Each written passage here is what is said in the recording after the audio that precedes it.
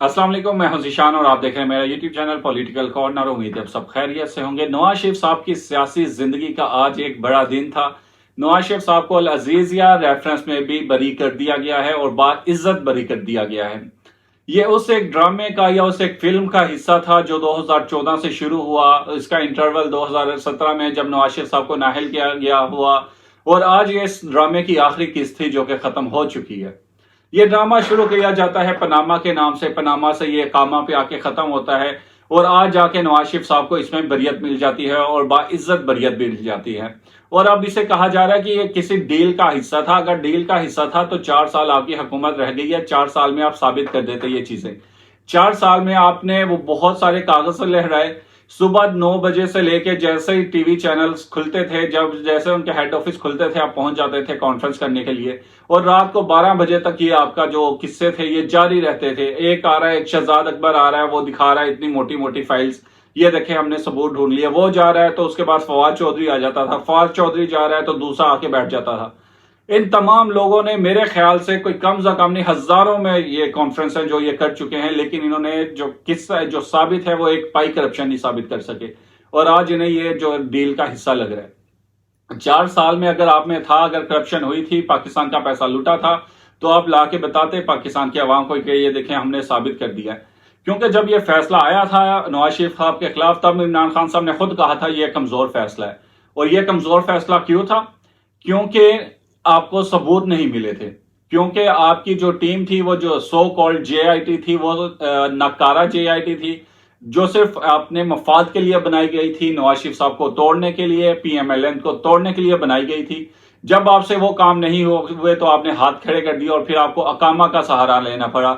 Black law dictionary लानी पड़ी नवाज शरीफ साहब को सजा देने के लिए। लेकिन आज वो जो ला कानूनियत थी उसके सारे जो बादल हैं वो छट गए और एक इंसाफ की किरण नजर आई है पाकिस्तान के अंदर और नवाज शरीफ साहब को बरी कर दिया गया है। नवाज शरीफ की बरियत के बाद नवाज शरीफ साहब के चौथी बार वजीर आजम बनने के जो राहें हैं वो हमवार हो चुकी हैं और इंशाल्लाह नवाज शरीफ साहब चौथी बार वजीर आजम भी बनेंगे। अब नवाज शरीफ साहब पे सिर्फ एक ही केस है, वो है तोशा खाना का केस। लेकिन उस केस में भी जो नवाज शरीफ साहब ने कार ली थी वो ली थी जरदारी साहब की हुकूमत में। उस टाइम पे ना नवाज शरीफ साहब वजीर आजम थे, ना पब्लिक ऑफिस होल्डर थे, ना ही उनका हुकूमत से कुछ लेना देना था। तो इसका जो जवाब देना पड़ेगा वो जरदारी साहब को देना पड़ेगा। जरदारी साहब के उस टाइम की जो काबीना थी उसको देना पड़ेगा कि किस तरह उन्होंने गाड़ी अलॉट की नवाज शरीफ साहब को। तो ये केस वैसे ही खत्म हो जाता है। अब जो बात हम करना चाहते थे कि पाकिस्तान के जो कानून का तरीका है या पाकिस्तान में इंसाफ लेना कितना मुश्किल है, आप कह सकते हैं एक चीज का कि एक शख्स को, नवाज शरीफ को 2 तिहाई अक्सरियत के साथ वो वजीर आजम बना है, 2 तिहाई अक्सरियत के साथ वो अपनी कुर्सी पे बैठा है। चंद लोग अपने मफादात के लिए, खुद को आगे लाने के लिए, अपने प्रोजेक्ट चलाने के लिए वो आगे आते हैं। पाकिस्तान के इलेक्टेड वजीर आजम को वो उठा के घर भेज देते हैं, उससे जिला वतनी काटने पे मजबूर कर देते हैं। उसकी जब बीमार अहलिया होती है वो उसे छोड़ के वापिस आते हैं तो उसे उनसे नहीं मिलने दिया जाता, उनसे बात नहीं करवाने दी जाती। और आज 5 6 7 साल बाद एक शख्स को जलील करने के बाद, ख्वार करने के बाद, रुस्वा करने के बाद आप उन्हें बरी कर देते हैं। अब मुझे बताएं कि वो जो नवाज शरीफ साहब की बरियत हुई थी, नवाज शरीफ साहब को नाअहल किया गया था, तजलील की गई थी, उसकी वजह से जो उनके कारोबार को नुकसान हुआ, जो उनकी इमेज को नुकसान हुआ, जो उनकी पॉपुलैरिटी को नुकसान हुआ, उसका जवाबदार कौन होगा? कौन उस चीज का जवाब देगा? कौन उसके खिलाफ बात करेगा या कौन उसके हक के लिए बात करेगा?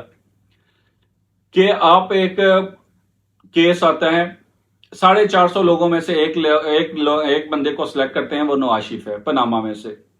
उसके खिलाफ इंक्वायरी शुरू कर दी जाती है, दिन रात इंक्वायरी की जाती है, रोजाना की बुनियाद पे एक मुकदमा चलता है और इनफैक्ट हफ्ता अतवार भी अदालतें खोलते हैं आप इस काम के लिए। उसके बाद फिर आप खुद साख्ता एक जेआईटी बनाते हैं जिसकी तश्कील व्हाट्सएप पे होती है।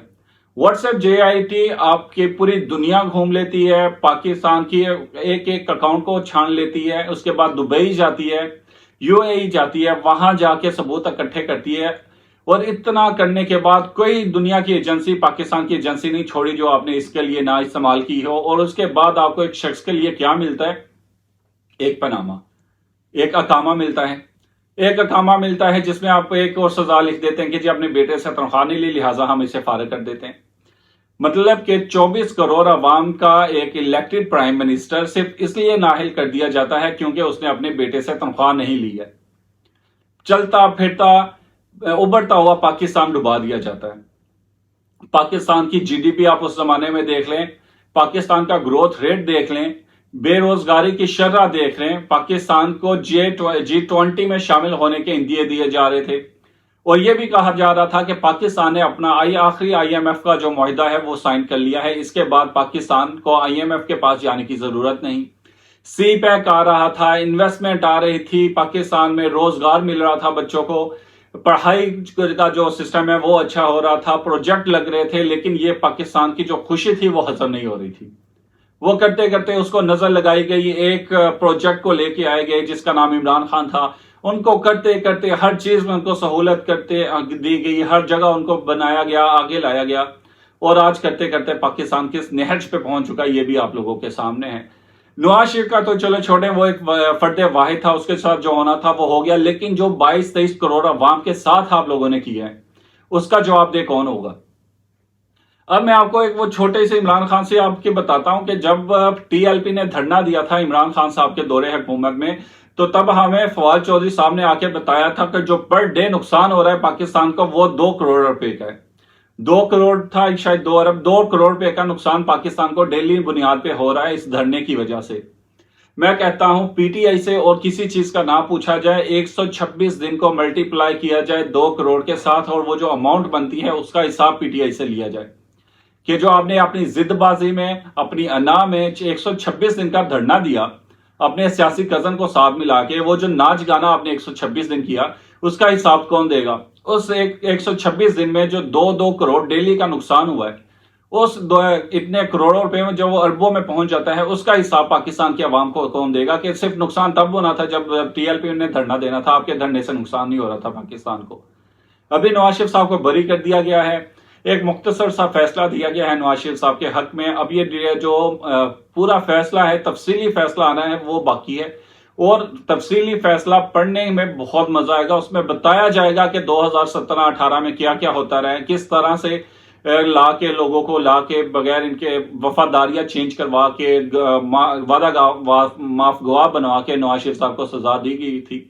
अब जब वो डिटेल फैसला आएगा, तफसीली फैसला आएगा तो उस पर भी आपसे बात करेंगे इंशाल्लाह नेक्स्ट वीडियो में। तब तक के लिए अपना ख्याल रखिएगा, वीडियो को लाइक कीजिएगा, चैनल को सब्सक्राइब कीजिएगा। अल्लाह हाफिज।